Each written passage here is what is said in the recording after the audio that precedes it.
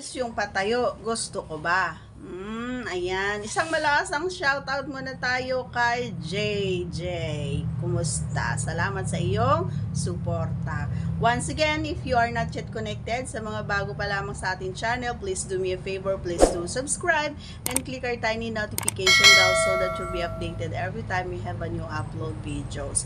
Disclaimer din, ang video natin ay para lamang po sa may bukas ang kaisipan at may malawak na pang-unawa. Kung wala po tayo nito, maaari na lamang pong mag-skip at mamili ng mga videos na nararapat para sa inyo. Okay?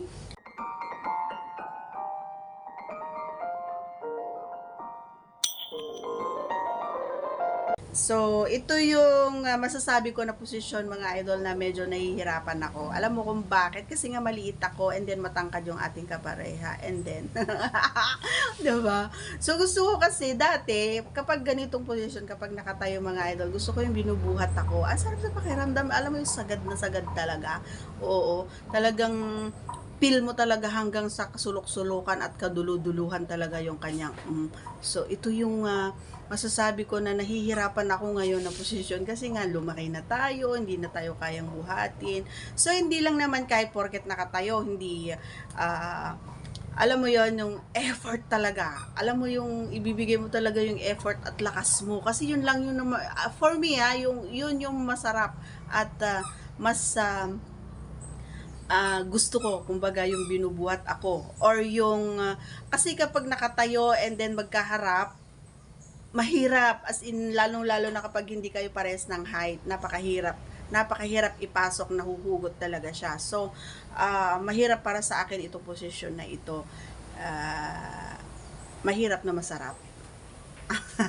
Depende dun sa gagawin niya syempre kasi pero kapag patalikod mahirap din, lalong-lalo na kapag yung si Manoy ay pa ganon, hindi pa ganon, so mabilis maalis, kumbaga, lalong-lalo na kapag basang-basa na, so mabilis siyang maalis, matanggal, nakakainis, yon. Para sa akin kasi kapag naalis, naiinis talaga.